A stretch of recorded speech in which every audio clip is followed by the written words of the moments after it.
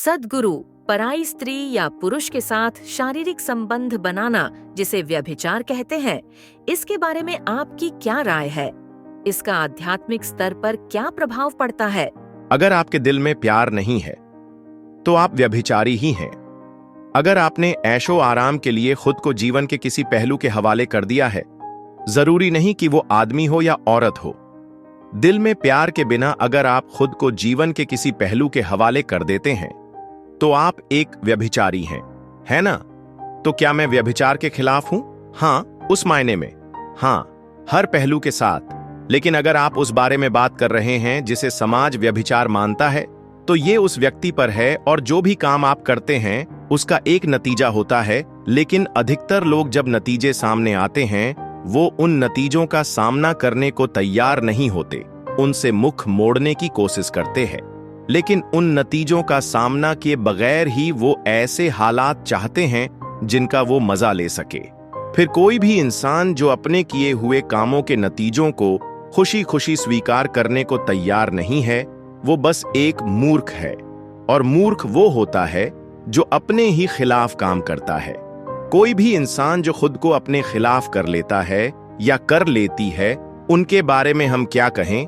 तो अपने कामों के जरिए अगर आप खुद को अपने खिलाफ कर रहे हैं, क्योंकि आप बिना सोचे चीजें करते हैं। आप चीजें चुनाव से नहीं कर रहे हैं, आप चीजें बिना सोचे सिर्फ इसलिए कर रहे हैं क्योंकि आप अपने शरीर के या भावनाओं के एक पहलू के आगे झुक गए हैं। तब यह निश्चित रूप से ठीक नहीं है, क्योंकि आप अपने लिए तकलीफ पैदा करेंगे। कोई भी चीज जो किसी इंसान के लिए तकलीफ लाती है, खासकर उसके खुद के लिए, क्या वो ठीक है? कोई इंसान जो खुद के लिए दुख और तकलीफ को न्योता देता है, वजह चाहे जो भी हो, उसका कोई अर्थ नहीं निकलता है। मैं किसी चीज के खिलाफ या पक्ष में नहीं हूं। मैं चाहता हूं कि आप समझदारी से जिएं। जिसमें भी आपको सबसे ज्यादा समझदारी लगे, आपको वही करना चाहिए। क्या यह गलत है?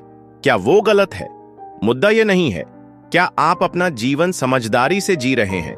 सवाल बस यही है, या क्या आप किसी चीज के गुलाम और मेरी सहमति लेने की कोशिश कर रहे हैं अपनी किसी बेवकूफी के लिए? नहीं, मैंने ना तो किसी काम के लिए मंजूरी दी है और ना ही नामंजूरी दी है। जब तक आप उस बारे में समझदारी से बर्ताव कर रहे हैं जो आप कर रहे हैं, नासमझी भरा जीवन पाप है ना? अगर आप समझदारी से जीते इस तरह से कि ईश्वर भी आप पर गर्व करे, तो ठीक। अगर आप बस झुक गए हैं अपने शरीर के या भावनाओं के या मन के तरीकों के आगे और अपने ही खिलाफ काम कर रहे हैं, तो ये समझदारी नहीं है। तो ऐसी बेवकूफी, क्या यह गलत है? मैं यह भी नहीं कह रहा हूं कि यह गलत है, यह बस बहुत सीमित और बेवकूफी भरा है। मैंने अपने जीवन में कभी किसी चीज को सही या गलत नहीं कहा है, लेकिन जो भी चीज सीमित या बेवकूफी की हो वो करने लायक नहीं है। तो मैं कहूंगा कि व्यभिचार करने लायक नहीं है। क्या यह सही है या गलत? मैं कौन होता हूं जीवन की किसी चीज के बारे में फैसला करने वाला? मैं जीवन के बारे में फैसले नहीं सुनाता, लेकिन यह मूर्खतापूर्ण और सीमित है कि आप अपनी खुद की तकलीफ का कारण बने। किसी ऐसी चीज के आगे झुक जाना मूर्खता और नासमझी है, जो आज सब कुछ लगती है और कल आपको बेवकूफ जैसा महसूस कराती है ना? उस चीज के आगे झुक जाना बेवकूफी होगी जो आपको आज सब कुछ लग रही है और वही कल सुबह आपको खुद मूर्ख जैसा महसूस कराए, किसी दूसरे को नहीं। ये जीने का नासमझी भरा तरीका है। आपको इतनी समझदारी से जीना चाहिए कि देवताओं को भी आपसे जलन होने लगे।